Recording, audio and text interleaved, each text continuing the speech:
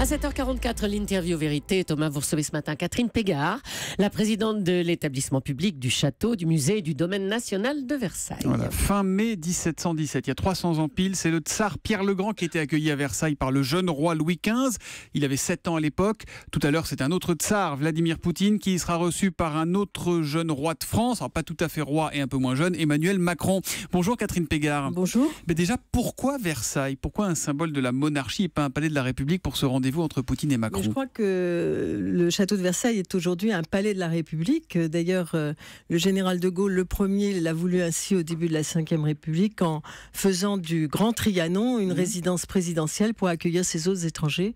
Et c'est dans cette lignée-là, je crois, que ce voyage s'inscrit aujourd'hui. Donc ils penseront plus au général de Gaulle qu'à Louis XIV en entrant dans la salle du Grand Trianon tout à l'heure? Je pense qu'il est difficile de ne pas penser à Louis XIV en rentrant à Versailles en général.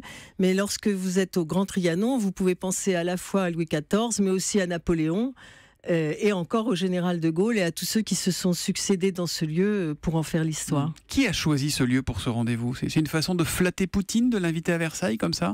Je crois qu'il y a d'abord cette exposition consacrée à Pierre le Grand, qui est très symbolique de la relation entre la France et la Russie, puisqu'elle marque en effet le début des relations diplomatiques entre la France et la Russie. Elle marque aussi la volonté du tsar de venir voir ce qui se faisait en France, puisqu'à l'époque, la France rayonnait notamment sur le domaine des arts et des sciences sur le monde entier. Et je crois que c'est, pour les Russes en tout cas, très important de marquer cette filiation avec ce voyage, puisque ce voyage est essentiel dans leur propre histoire. On a raison de voir des symboles partout dans cette réunion, parce qu'on peut aussi se dire que Emmanuel Macron, mais là encore, c'est pas dans ceux de François Mitterrand. En juin 82, Mitterrand avait organisé un G7 à Versailles. Il avait d'ailleurs été pas mal critiqué à l'époque pour ça. Après le parallèle entre le Panthéon et le Louvre, vous pensez qu'on a raison de voir des symboles partout ou pas? Mais je pense qu'on vit avec ces symboles-là et peut-être qu'on n'en est plus conscient encore à Versailles qu'ailleurs, que ces symboles-là sont recherchés par nos visiteurs du monde entier.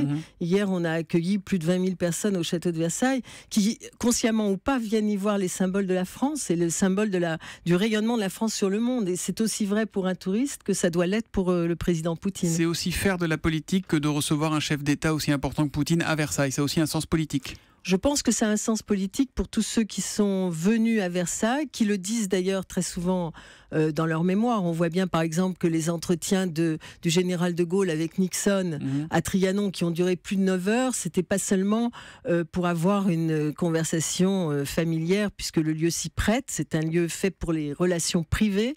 Et je crois que, puisqu'on parle de symboles, ce qui est intéressant dans cette visite, c'est de montrer que on a le prestige de Versailles et le caractère informel des Trianons. Et dans ces codes qui existent toujours, eh bien, je crois que les monarques et les présidents se reconnaissent. Je vous trouve très détendue, Catherine Pégard. Vous avez été prévenue quand, vous, de cette double visite? Il y a quelques jours seulement, ouais. Mais nous avions déjà préparé beaucoup ce travail autour de l'exposition consacrée à Pierre le Grand, notamment avec l'Ermitage, puisque l'Ermitage nous prête des objets insignes, beaucoup d'œuvres viennent de Saint-Pétersbourg. Et donc, on a aussi l'habitude de ces visites. Quelques jours, ça veut dire quand? C'est un petit peu inscrit dans l'ADN de Versailles. Il y a quelques jours, c'est quand? C'est la semaine dernière? La semaine dernière. La semaine dernière, ouais. J'imagine que vous avez reçu 600 pages de consignes. Qu'est-ce qu'on vous a demandé des deux côtés?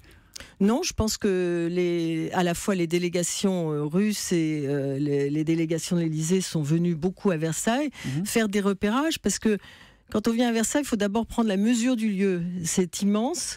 Donc il faut déjà compter ses pas, savoir qu'une visite est longue à Versailles parce qu'il faut aller d'un point à un autre. Ça paraît comme ça un petit peu ridicule, mais effectivement ça compte beaucoup.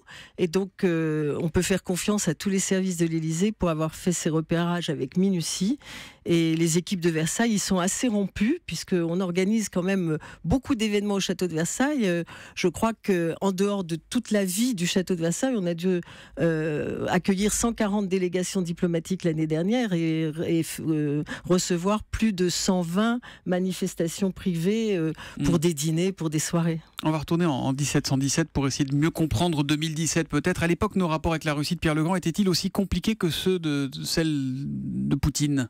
En tous les cas, Louis XIV n'avait pas souhaité recevoir Pierre le Grand. Et Pierre le Grand souhaitait venir en France, souhaitait prendre contact avec le jeune roi et avec le régent. Et je pense qu'il voulait effectivement nouer une relation avec la France, qu'il venait d'ailleurs en souverain, lui-même ayant remporté quelques victoires qui confortaient son rôle. Et il voulait à la fois voir ce qui se faisait en France pour moderniser la Russie. Et en même temps, c'était une Russie ouverte vers l'Europe. C'est ce qu'il souhaitait lui. C'est ce qu'il souhaitait lui. C'est ce qu'il souhaitait lui. C'est et un c'est peu pour le ça contraire de la Russie de Poutine d'aujourd'hui, en quelque sorte, non? Je crois qu'il faut aussi se garder de faire trop de comparaisons parce qu'on tombe vite dans des anachronismes. Mais je crois qu'en tous les cas, pour la visite de Pierre le Grand, c'était une visite qui consistait à la fois à s'ouvrir sur le monde et en même temps à prendre le meilleur du monde qu'il visitait. Et c'est aussi vrai pour les instruments médicaux qu'il a découverts, que pour les livres qu'il a rapportés, que pour les artistes qu'il a côtoyés. Il avait un surnom, c'était le tsar bâtisseur, Pierre le Grand. Absolument, il était bâtisseur. On voit dans l'exposition son crayon, puisqu'il faisait lui-même des croquis et que lui-même a fait des croquis pour son château de Peterhof. Qu'est-ce qu'on va voir d'autre dans cette exposition?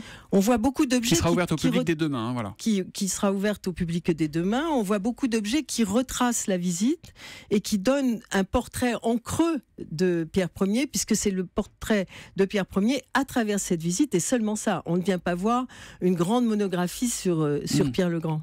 Ils vont rester combien de temps aujourd'hui, Emmanuel Macron et Vladimir Poutine à Versailles, au Grand Trianon? Mais je ne sais pas tout à fait, puisqu'ils vont commencer... Vous ne savez pas si vous les avez à dîner ce soir, attention.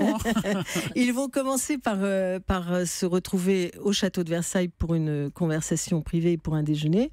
Ensuite, ils iront faire cette visite et enfin, ils repartiront. Et nous ouvrirons le château de Trianon pour ceux qui viendront assister à l'inauguration ce soir. Par contre, pour le public, tout ça est fermé toute la journée. Le lundi, le château de Versailles est fermé, donc il était déjà fermé, il est encore pour préparer la visite. Qu'est-ce que vous aimeriez, là c'est plus forcément de la politique, mais qu'est-ce que vous aimeriez que Vladimir Poutine retienne de son passage à Versailles, Catherine Pégard?